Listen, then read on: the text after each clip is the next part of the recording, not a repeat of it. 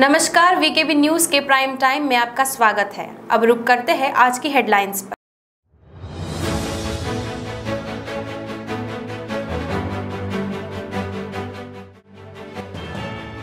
शराब के विवाद में यशोधरा नगर में हुई हत्या, हत्यारा आरोपी पुलिस गिरफ्त में।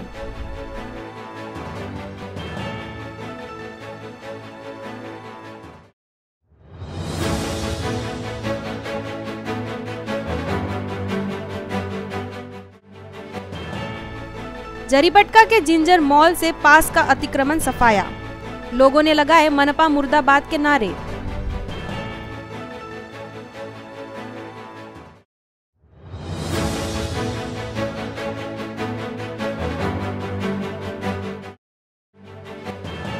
और राज्य के आपदा प्रबंधन मंत्री विजय वडेट्टीवार के घर भी विराजे गणराया।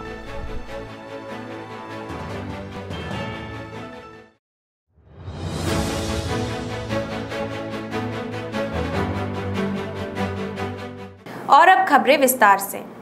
नागपुर के यशोधरा पुलिस स्टेशन के तहत एक हत्या का मामला सामने आया है, जहां बिनाकी मंगलवारी के गोस्वामी अखाड़े के पास की हत्या की घटना बताई जा रही है, जिसमें अजय भारती नामक युवक की हत्या उसके नजदीक के रिश्तेदार ने कर देने की जानकारी यशोधरा पुलिस द्वारा बताई गई है। शुक्रवार की रात को यशोधरा नगर परिसर में बिनाकी मंगलवारी के पास एक हत्या की घटना सामने आई है।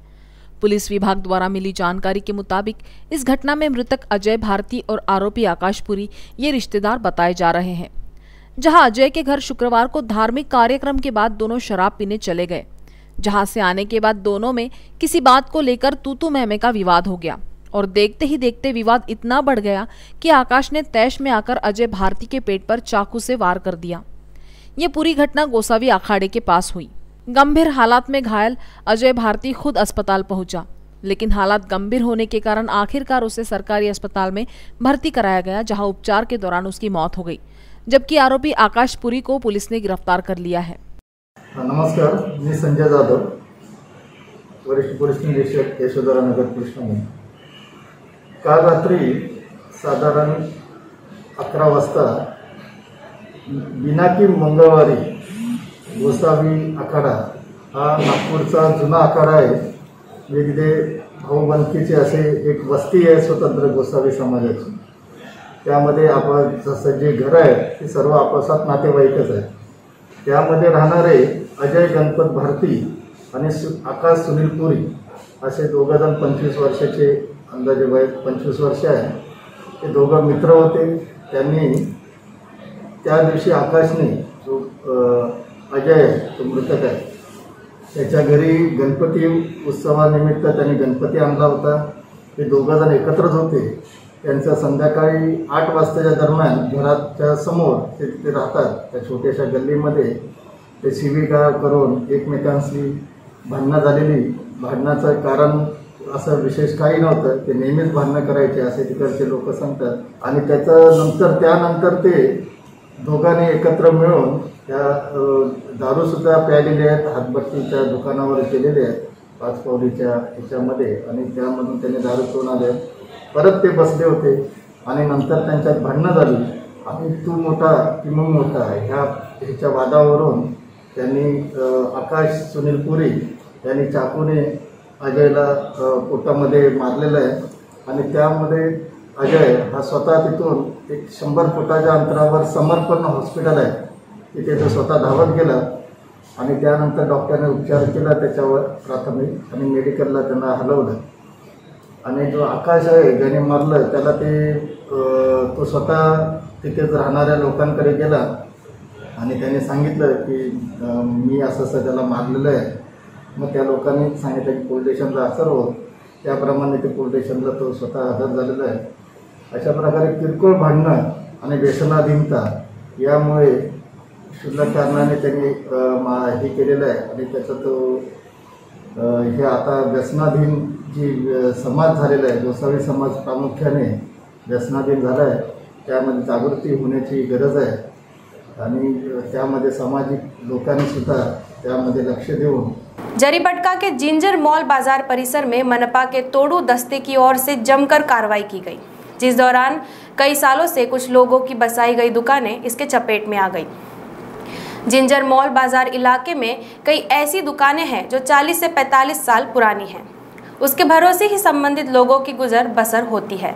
हालांकि अब अतिक्रमण में दुकान हटाई जाने के बाद आगे क्या करें, ये सवाल पीड़ितों के सामने आकर खड़ा हो गया है। मनपा की ओर से बिना किसी पूर्व नोटिस के ये कार्रवाई की गई है, ऐसा संबंधित लोगों का कहना है।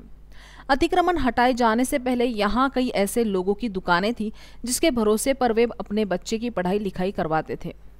हालांकि अब ऐसा आगे भी चलते रहने की संभावनाएं खत्म सी होती नजर आ रही है। इलाके में रोज कुआं खोदो और पानी पियो, ऐसी कुछ वृद्ध महिलाओं की यथास्थिति है।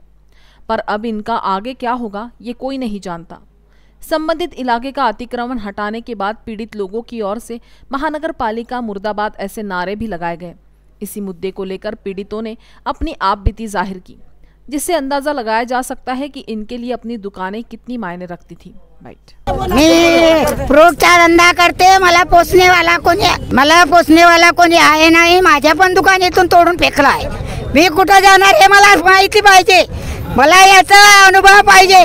तुम्ही मला काहीतरी न्याय द्या, ही माझी विनंती आहे। जरीपटका इथे हे जे हॉकर्स झोन आहे पूर्ण तोडले गेले आहे आणि ही कारवाई मंगळवारी झोन विजय हुमने यांनी केलेली आहे। इंटिमेशन न देता यांचे पूर्ण दुकानं तोडले गेलेले आहेत। आणि आज मी म्हणत आहे की परिस्थिती कोरोनामुळे फर्स्ट स्टेज सेकंड स्टेज कोरोनामुळे पहिलेच हालाकीची स्थिती झालेली आहे आणि बेरोजगार लोक पहिलेही झाले आहेत। आणि या स्थितीमध्ये या लोकांना बेरोजगार केले, या लोकांचे पूर्ण दुकानं तोडले आणि हा सणातिवारचा दिवस या लोकांचे पूर्ण दुकान तोडले। तुम्ही पाहू शकता इथे यांचे एकही दुकान ठेवलेले नाही। विजय हुमने यांनी मंगळवारी झोनचे हे कारवाई केली आणि या लोकांना बेरोजगार केलाय। आम्ही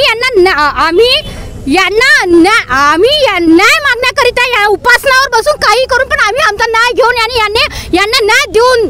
महाराष्ट्र के आपदा प्रबंधन मंत्री विजय वडेट्टीवार के घर भी शुक्रवार शाम को भगवान गणेश की स्थापना की गई। इस दौरान मंत्री विजय वडेट्टीवार ने गणपति बाप्पा से कोरोना का संकट दूर करने की मनोकामना की।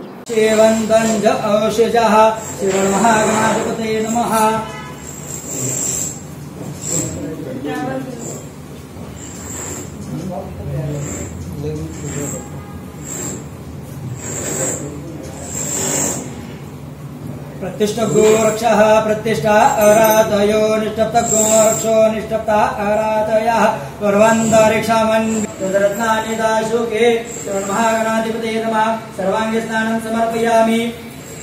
बाप्पांच्या स्थापनेचा दिवस महाराष्ट्रातील सर्वात आनंदाचा आणि मोठा उत्सव म्हणून आपण गणेश चतुर्थी आणि गणपती बाप्पांच्या स्थापनेचा हा मुहूर्त आज संपन्न झालेला आहे। आज आमच्याकडे श्री गणेशजी आलेत। मी गणेशजीच्या चरणी प्रार्थना माझी एवढीच असणार आहे की मागील 2 वर्षात सातत्यानं कोरोना असेल, महापूर आहे, सायक्लोन आहे आणि अशा संकटांना महाराष्ट्र आता तोंड देतो आहे। मी बाप्पाच्या चरणी प्रार्थना करतोय की तिसरी लाट जरी उंबरठ्यावर असली तरी तिसऱ्या लाटेला महाराष्ट्रात प्रवेश देऊ नकोस आणि तमाम महाराष्ट्रातील आमच्या सर्व बांधवांना, भगिनींना आणि आमच्या सगळ्यांना सुखी ठेव, या संकटातून सर्वांना मुक्त ठेव आणि महाराष्ट्राला खूप मोठ्या भरभराटीचे दिवस येवोत, यासाठीच गणेशजीच्या चरणी आम्ही प्रार्थना करतोय। गणेशजींना वंदन करताना श्री गणेशा, तू सुख करता आहेस, तू दुःखहर्ता आहेस। महाराष्ट्रातील जनतेवर आलेलं हे तमाम दुःख तू नष्ट कर आणि महाराष्ट्राला पुन्हा नव्यानं उभारी घेऊन येण्याचं बळ आमच्या सर्वांना दे, अशी गणेशजीच्या चरणी आज प्रार्थना करताना मी मागणी केली। नागपुर के पाचपावली पुलिस स्टेशन के तहत 2 दुपहिया वाहन चोरों के पास से 1,80,000 का चोरी का माल बरामद किया गया, जिसकी जानकारी पाचपावली पुलिस ने वीकेवी न्यूज को दी है। ज्ञात हो कि नागपुर में दोपहिया वाहन चोरी की घटनाओं में वृद्धि हो रही है, जिसे देखते हुए पांचपावली पुलिस को गुप्त सूचना मिली थी। इस आधार पर कार्रवाई करते हुए फैसल खान और नजीमुद्दीन नामक आरोपियों को गिरफ्तार कर उनके पास से एक बुलेट और एक स्प्लेंडर गाड़ी को बरामद किया है, जिनकी कीमत 1,80,000 बताई जा रही है। बाईक चोरीच्या घटनांमध्ये सतत वाढ होते, पण आमचं डिटेक्शन पथक तेवढ्याच जोराने डिटेक्शनचं काम करत आहे। आम्ही 2 बाईक्स, एक त्यात बुलेट आहे आणि स्प्लेंडर कंपनीची बाईक आहे। आमच्या गोपनीय माहितीनुसार फैसल बिस्मिल्ला खान आणि दुसरा आरोपी होता शेख नदीमुद्दीन, या दोघांच्या ताब्यातून आम्ही या 2 गाड्या जप्त केलेल्या आहेत अशी माहिती। सर, कुठून चोरी केली होती आणि कितीचा मुद्देमाल आहे काय सांगतो, आणि जे आरोपी आहेत त्यांच्यावरती आधीचे काय गुन्हे वगैरे नसतात? आरोपींवरती असलेल्या गुन्ह्यांचा आम्ही शोध घेतोय की क्राईम चार्ट बघून आम्ही निष्पन्न करतो की अगोदरचे सराईत गुन्हेगारच वाटत असतील, ही सराईत गुन्हेगार आम्ही शोध घेऊन डिटेल देण्याचा प्रयत्न करू। एकूण 1,80,000चा मुद्देमाल आहे। दोन्ही मोटरसायकल म्हणून एक बुलेट आहे, रॉयल एनफिल्ड कंपनीची गाडी आहे आणि एक स्प्लेंडर आहे। जवळपास 1,80,000चा माल आहे। फिर्यादीच्या घरून चोरी गेली होती आणि एक अज्ञात स्पॉटवरून चोरी गेली होती। त्या दोन्ही गाड्या डिटेक्शन पथकाने आरोपीच्या ताब्यात रिकवर केली। शनिवार को नागपुर के प्रेस क्लब में भारतीय जनता पार्टी के प्रदेश महासचिव चंद्रशेखर बावनकुले राज्य सरकार की कार्यप्रणाली पर फिर सवाल खड़े कर दिए। राज्य सरकार ने 6 अगस्त 2021 को ग्राम पंचायत से जुड़ा एक जीआर निकाला है, जिस पर सवाल उठाते हुए इस जीआर को काला बताते हुए ग्राम पंचायत पर अन्यायकारक बताया है। ग्राम विकास खाता आणि वीज खात्यांनी पुन्हा एकदा मोगलशाही निर्णय करून ग्रामपंचायतच्या अधिकारावर गदा आणलेली आहे। महाराष्ट्राच्या निर्माणापासून तर 2019 पर्यंत ग्रामपंचायतमधील रस्त्यावरचे स्ट्रीट लाईट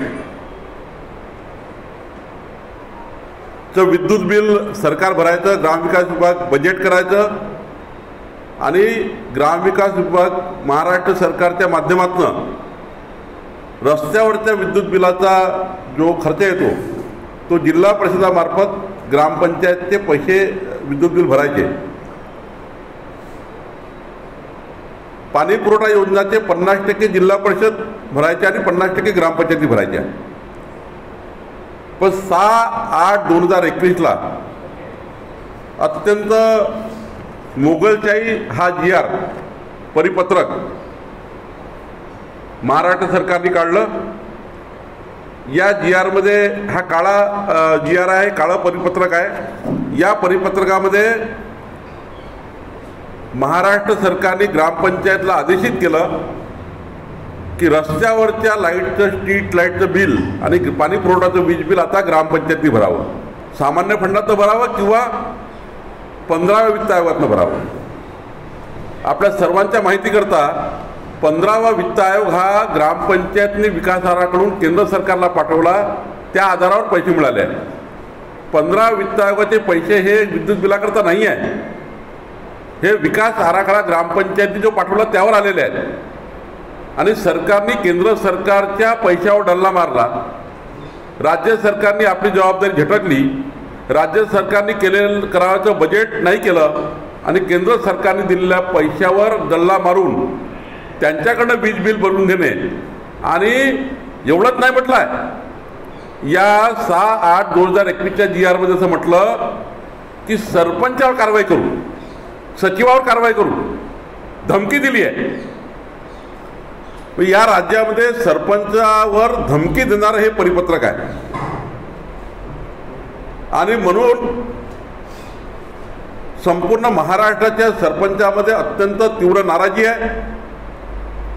या खात्यामध्ये मी 5 वर्ष काम करताना कधी वीज बिल कापलं नाही, कधी नळ योजना कापल्या नाही, कधी रस्त्यावरचे स्ट्रीट लाईट कापले नाही, कधी शेतकऱ्याचे कनेक्शन कापले नाही।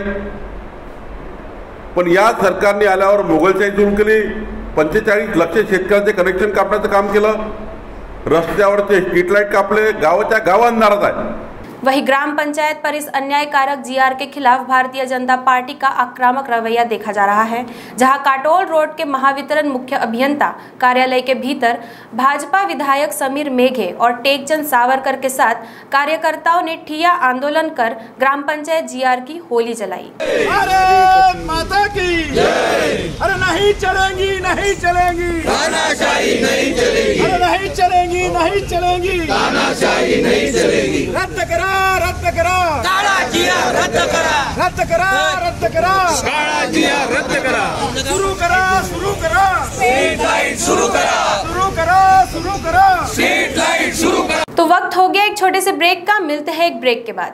Love you Deepika. बाय। सब जानना चाहते हैं मेरा फेवरेट कलर, मेरा फेवरेट डेस्टिनेशन, मेरी फेवरेट डिश, पर कोई ये नहीं पूछता कि फेवरेट डिश मैं बनाती कैसे हूँ। अरे यार, जिसे टेस्टी खाना पसंद है वो अच्छे टेस्ट तक पहुँच ही जाता है।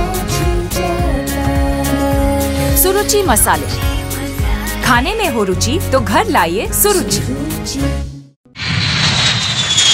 अपने सपनों की उड़ान भरने की इच्छा तो हर किसी की होती है, पर पंख भी तो मजबूत होने चाहिए, जो देता है flywheel aviation academy. Flywheel aviation academy एक ऐसा इंस्टीट्यूट है जहां पर एयरलाइंस एंड एयरपोर्ट हॉस्पिटैलिटी और टूरिज्म मैनेजमेंट, साथ ही यहां campus interview, guidance by industry expert, practical training at airport, expert faculty, personal grooming जैसे कई सारे बेनिफिट्स आप पा सकते हैं। Flywheel aviation academy, 1 degree, 3 job opportunities. Flywheel Aviation Academy gives you a degree or diploma with a job. Flywheel Aviation Academy, 365 Gandhinagar, LAD College Square, beside Karnataka Bank, Nagpur.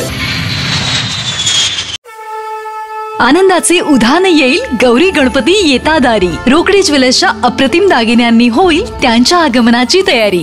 यंदा सजवा आपल्या गौरी गणपतीला उत्कृष्ट कलाकुसरीने नटलेल्या रोकडे ज्वेलर्सच्या सुंदर दागिन्यांनी. नागपूरकरांचा दागिना रोकडे ज्वेलर्स, लक्ष्मीनगर, महल आणि इतवारी. रोकडे ज्वेलर्स. ब्रेक के बाद आपका स्वागत है। सिल्लेवाड़ा के चनकापुर ग्राउंड में शुक्रवार की शाम को अचानक बिजली गिरने से 2 युवकों की घटनास्थल पर ही मौत हो गई। क्षेत्र में करीब 3 बजे से रुक रुक कर तेज बारिश का सिलसिला जारी था। इस बीच रह रहकर बिजली की गड़गड़ाहट भी हो रही थी। रोजाना खेल मैदान पर फुटबॉल खिलाड़ियों के अलावा पुलिस भर्ती में जाने वाले युवा प्रैक्टिस करते हैं। प्रत्यक्षदर्शियों के अनुसार घटना के समय कुछ युवक बारिश में घूम रहे थे व कुछ फुटबॉल खेल रहे थे। बताया जा रहा है कि तेज बारिश के बीच अचानक बिजली कौंधी, जिससे घबराकर कुछ युवक नीचे गिर पड़े व कुछ युवक उठकर शेड की तरफ भाग खड़े हुए। लेकिन 17 वर्षीय तन्मय सुनील दहीकर, 20 वर्षीय अनुज रवि कुशवाहा, 14 वर्षीय सक्षम गोती फोड़े वही पड़े रहे। तन्मय का छोटा भाई भी उसी समय वही था। उसने चिल्लाते हुए मदद की गुहार की। मौजूद युवकों ने आनन फानन में तीनों को लेकर निजी अस्पताल पहुंचाया, जहां डॉक्टरों ने सुनील व अनुज को मृत घोषित कर दिया। 14 वर्षीय सुमित, जो नागपुर का रहने वाला है, वह अपने मामा के यहाँ चनकापुर आया हुआ था। उसका इलाज मेयो अस्पताल में चल रहा है। खापरखेड़ा पुलिस ने घटनास्थल पहुंचकर पंचनामा कर लाश को पोस्टमार्टम के लिए नागपुर रेफर किया। तहसीलदार सतीश मसाल, पटवारी रामटेके ने घटनास्थल का निरीक्षण व पंचनामा कर मौजूद लोगों को बताया कि मृतकों के परिजनों को 4 लाख रुपए की आर्थिक मदद दी जाएगी। इस घटना के परिजन सदमे में हैं। हंसते खेलते बच्चों का निकल जाना बर्दाश्त नहीं कर पा रहे हैं। नागपुर के MBBS के 5 और विद्यार्थियों में कोरोना की पुष्टि की गई है। इसके साथ ही 16 MBBS विद्यार्थियों को संक्रमण हो चुका है। खास बात यह है कि सभी ने कोरोना का टीका लगवा लिया है।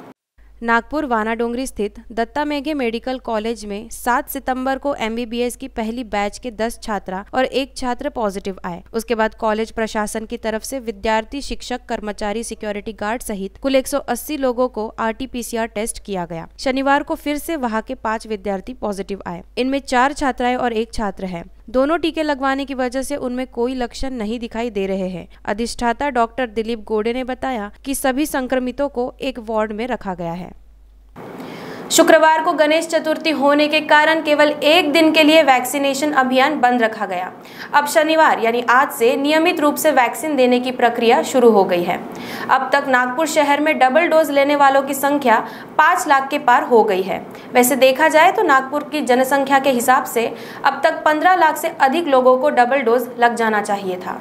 उल्लेखनीय है कि वैक्सीनेशन अभियान शुरू करने के बाद लंबे समय तक नियमित रूप से वैक्सीन उपलब्ध नहीं होने के कारण अभियान बीच बीच में अटकता रहा, लेकिन पिछले 20 दिनों से राज्य सरकार द्वारा लगातार पर्याप्त मात्रा में कोविशील्ड का कोटा उपलब्ध कराया जा रहा है। यही कारण है कि अब शहर में दोनों डोज लेने वालों की संख्या करीब 5,30,000 के पार पहुंच गई है। अधिक से अधिक लोगों को वैक्सीन लेने के लिए हर दिन अपील की जा रही है। कोरोना भले ही नियंत्रण में हो, लेकिन भविष्य की चिंता को देखते हुए वैक्सीनेशन करना जरूरी है। बताया जा रहा है कि कोविशील्ड का पर्याप्त कोटा मिलने से महानगर पालिका और सरकार के मिलाकर कुल 150 वैक्सीन सेंटर पर सभी आयु वर्ग के लोगों को सुबह 10 बजे से शाम 5 बजे तक कोविशील्ड का वैक्सीन निःशुल्क दिया जाएगा। इसके अलावा शहर के 2 मॉल्स में ड्राइव इन वैक्सीनेशन का भी अभियान जारी रहेगा, जहां सभी आयु वर्ग के लोगों को कोविशील्ड उपलब्ध कराई जाएगी। इसके अलावा पूर्व निर्धारित सेंटर्स पर कोवैक्सीन का टीका भी उपलब्ध कराया जाएगा। कोविशील्ड और कोवैक्सीन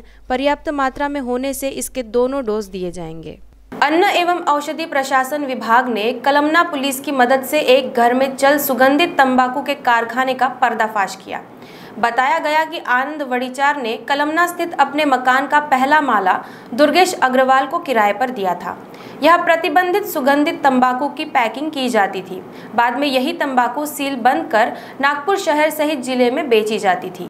अन्न एवं औषधि प्रशासन विभाग को जानकारी मिली थी, इसी के आधार पर कार्रवाई को अंजाम दिया गया। बताया गया कि अग्रवाल शहर के पानठेला संचालकों से एक कंपनी के तंबाकू के खाली टिन खरीद लेता था। उसमें ईगल हुक्का शीशा तंबाकू के साथ सादी तंबाकू मिलाकर रीपैक किया जाता था। कार्रवाई के दौरान वहां से 696 टीन के डब्बे ईगल हुक्का शीशा तंबाकू के 106 पैकेट 78 किलो खुली सुगंधित तंबाकू बरामद की गई। पकड़े गए माल की कीमत 6,60,000 रुपए बताई जाती है। एफडीए ने जब्त माल को अपने कब्जे में ले लिया। इसके अलावा परिसर से पैकिंग मशीन, पैकिंग मटेरियल, खाली बॉक्स, टीन भी जब्त किए गए। परिसर का इस्तेमाल दोबारा प्रतिबंध खाद्य पदार्थों की बिक्री के लिए न हो, इसलिए उसे सील कर दिया गया। इस मामले में दुर्गेश अग्रवाल और आनंद वड़ीचार के विरुद्ध विभिन्न धाराओं के तहत मामला दर्ज किया गया है। नागपुर विद्यापीठ ने अपनी मेहनत के दम पर राष्ट्रीय मूल्यांकन एवं प्रत्ययन परिषद नैक से ए ग्रेड हासिल कर लिया, जिससे वह विश्वविद्यालय अनुदान आयोग से रिसर्च के लिए मिलने वाले करोड़ों रुपए के अनुदान का पात्र भी बन गया है। विश्वविद्यालय अनुदान आयोग हर साल ए ग्रेड वालों को रिसर्च प्रोजेक्ट के लिए 20 करोड़ तक का विशेष अनुदान देता है।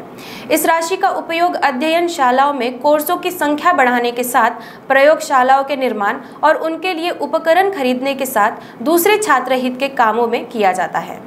उल्लेखनीय है कि नैक वर्ष सन 2016 से अपने नए ग्रेडिंग सिस्टम से काम कर रहा है, जिसमें उसकी टीम विद्यापीठ में जाकर इंफ्रास्ट्रक्चर, शैक्षणिक के साथ रिसर्च व्यवस्था का निरीक्षण करती है। टीम का पूरा फोकस रिसर्च वर्क पर होता है, क्योंकि विद्यापीठ का बेसिक काम यही है। इसी के आधार पर बाद में दूसरी फंडिंग एजेंसियों से करोड़ों का अनुदान मिलता है। कई बार विद्यापीठ को अच्छे रिसर्च वर्क के कारण अतिरिक्त अनुदान भी मिलता है। नागपुर विद्यापीठ को नैक से ए ग्रेड मिलने के बाद रिसर्च के लिए मिलने वाली निधि भी बढ़ जाएगी। इससे भविष्य में रिसर्च गतिविधियों पर अधिक फोकस किया जा सकेगा। नागपुर विद्यापीठ अपनी स्थापना के 100 वर्ष की कदम बढ़ा रही है। यही वजह है कि समाज की भी उम्मीदें विद्यापीठ से लगी हुई है। अब आवश्यकता है कि विद्यापीठ को अपनी पुरानी कार्य प्रणाली से निकलकर नई शैली में आना होगा, तभी स्पर्धा के इस दौर में छात्रों को लाभ मिल सकेगा।